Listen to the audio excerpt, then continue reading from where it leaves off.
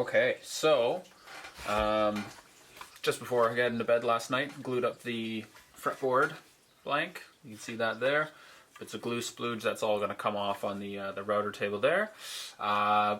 Project the neck going through the fretboard overhang. So let's go so you can see that, because there's a bit of a fretboard overhang here. You don't want the router to come all the way back around here or give a dugout. That would give this whole thing a dirt nap. And from there, once you've got flush trim sides, you can then work on going to the kind of the brake angle that goes down to the paddle headstock there. So easy to do on an orbital spindle sander. So let's do that.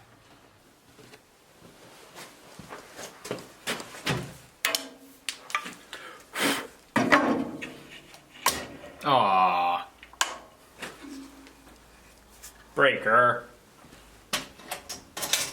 Ah, dang it. There we go.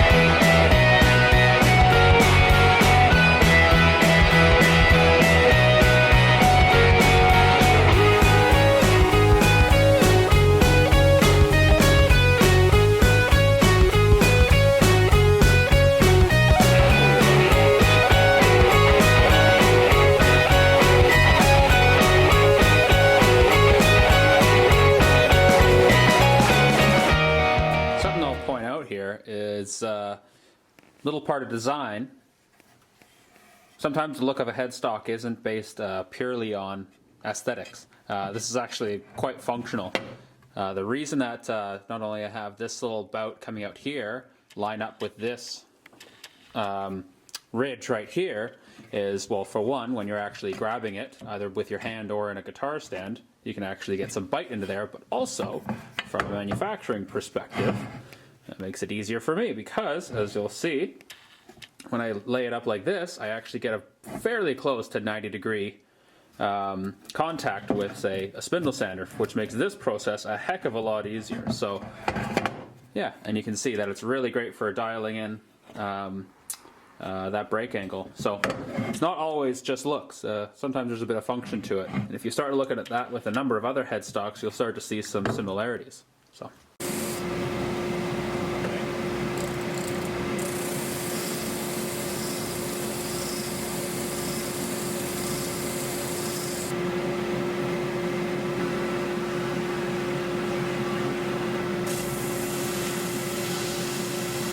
All right, so let's turn the music down. Slots are all done, edges. That's not quite finished because once I do the radius, all of this is going to come down a bit, so that retaining wall is going to get a bit thicker, and I can dial that in once that's all done with the radius and just before fretting. You'll notice it's still quite thick. I like keeping this guy as thick as possible, which keeps the neck as straight as possible. I like doing that because we've dialed in that neck blank to be nice and level. The fretboard blank was nice and level. So the more material removed, the more the wood might want to warp and twist. So I want to deter that as much as possible. So walls are, oh yeah, baby, perfect. So starting with a very level, flat fretboard is really key. If it's twisted or cupped or bowed overnight, you want to address those issues right now. Again, one of the merits to having a larger slab style construction, you can kind of dial in any little warps or twists, but the real key to it is starting with flat surfaces and gluing flat surfaces. So if I were to say carve this profile right now, I don't know if that neck's going to go back and forth. This client wants a relatively thin neck, about 20 to 21 taper going up in there. So So yeah, if we were to carve out a profile, the pressure of me using a hand plane or a radius sanding block would it would actually bow or cup that enough for me to sand a bow or more likely a cup into the fretboard, and it would just be heck to try and work the frets during the leveling process and crowning process. So I like to leave it thick, and yeah, insert joke here. Leave it thick. Another pro tip, old belts, drum sander belts make for great radius sanding block. There we go. Radius block, something like that. We're doing a 10.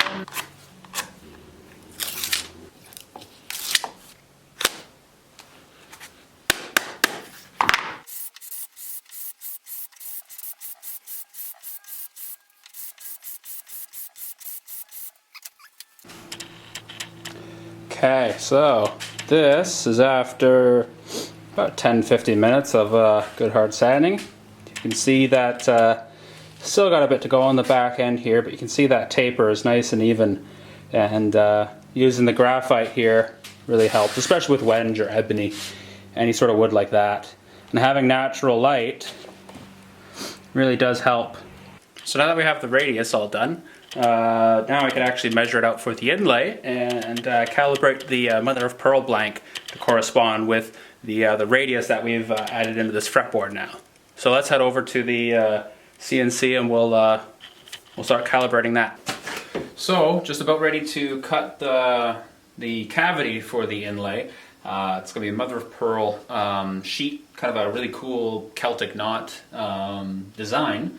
And the sheets of mother of pearl are about 1.5 mil thick altogether. So the tricky part is with a 10-inch radius, which you can kind of just imagine with this protractor here, the apex of the fretboard is obviously higher than where, you know, on a 7-string, especially the outer extremity will be.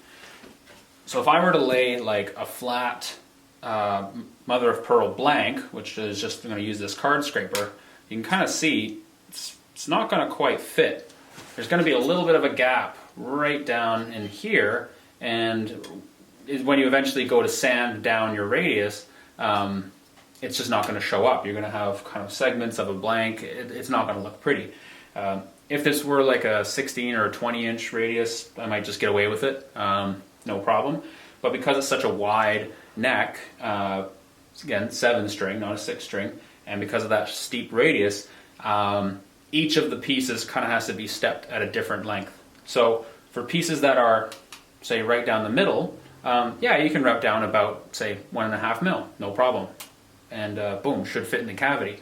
But it's the outer extremities that are going to be a little bit deeper. So the distance that I've measured, actually, say like that, between the top of a flat sheet and the bottom of the radius, the fretboard radius, it's about 2 mil, especially on the farthest extremity. So 2 mil plus 1.5 for the mother of pearl sheet, you're sitting at the outer cavities needing to be about 3.5 mil deep. You don't want to be too deep because then you have to radius sand all the more, and that's never fun. But just you have to always take that into account. Radius, the width of the fretboard, the material that you're going to be inlaying, and really kind of reconciling between the two. I'm going to have to radius sand regardless, so I'm just prepared for that, but try and minimize that amount as much as possible. So we'll start carving the cavity here, and yeah, keep a watchful eye on it.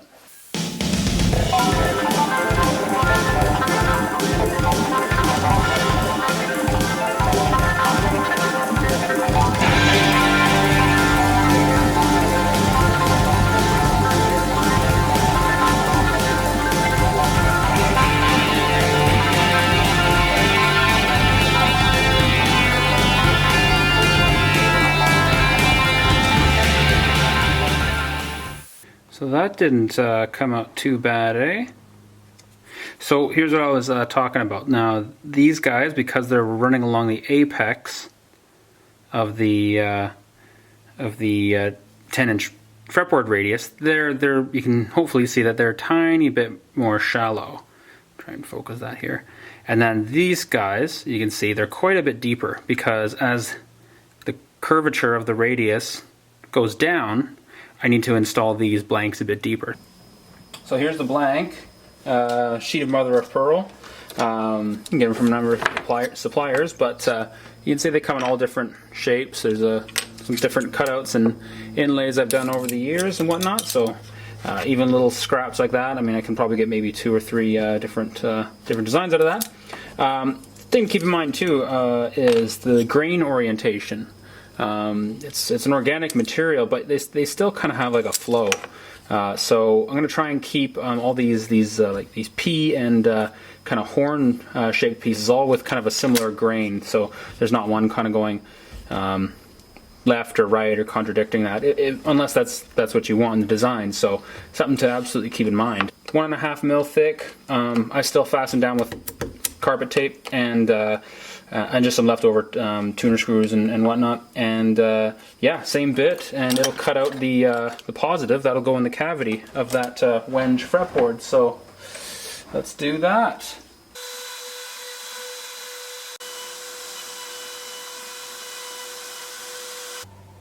And there you have it. So a few more to go, and yeah, we'll get moving. There we have it. All the components. So a little bit of filler, a little bit of luck, and a lot of work on a jeweler's saw and sandpaper and files, and we're in business. Alright, gotta trim off some of these corners. Clear out the cavity.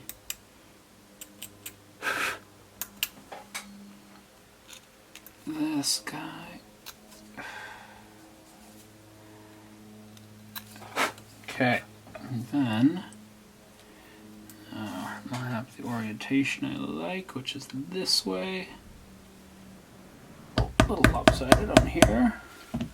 Yeah, there we go. Okay, so there we go. Now 8 more pieces. So there's what the final product's going to look like, these peas. You can see that the trick to this is having this really thin line that kind of gives the piece its overall flow, and it'll give each piece a direction, and really make sure that the knot has that sort of knotted flow that you can see will kind of wrap underneath. Without that, it would look a little bit mushy and blocky. So the other trick is this plug. It'd be really easy just to strip the plug out and then just fill it with some sort of filler, but it's about 2.5 mil thick, and the filler I think would look a bit it would just look a little bit bland. So seeing the fretboard's kind of striations and the grain flow, I think will be a big part of these inlays. Okay, so let's do one of the knots down in the bottom right corner here.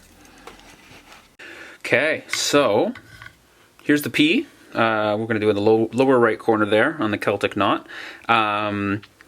This is how it comes off the CNC machine. So you see I've got to use a jeweler's saw to get through the 1/2 mil tabs that just use it so it doesn't warble off from the feed rate of the spindle bit. And we're going to just quickly draw on that line that provides the inlay with a bit of flow. So just a protractor, going to line that up, and just to kind of give me a bit of guidance. So that.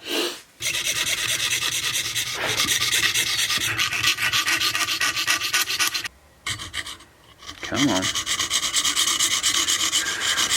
And go as straight as possible.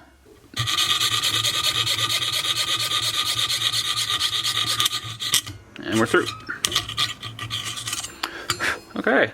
So there's that retaining wall that I'm going to cut off here. Right there. I'm going to minimize as much filler as possible. So ooh, that's actually not a bad fit. That this piece is actually almost flush with the apex of that radius, but on this side, you can see it's still quite proud, and that's just taking into account that radius. If I were to sand this down and just glue it in and go, I might sand through the blank. I gotta be really careful because it's almost the thickness of, again, because it's a 10-inch radius on this fretboard, it's almost the thickness of this this blank, so the mother of pearl blank. So I want to see this a bit deeper. So this has to go, this leg here has to go a little bit deeper, and I'll have to sand these apex a little bit more, but I'd rather see that. So okay, so now, we'll install, got most of these guys in. I'll just install them. Just want it to be a nice, snug fit. We'll start putting in some CA and filler and all that, and yeah.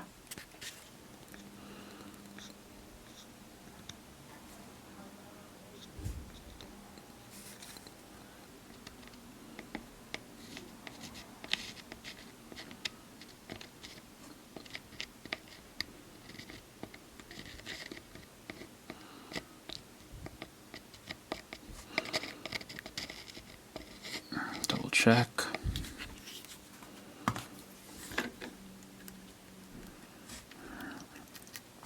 You can just spread it out.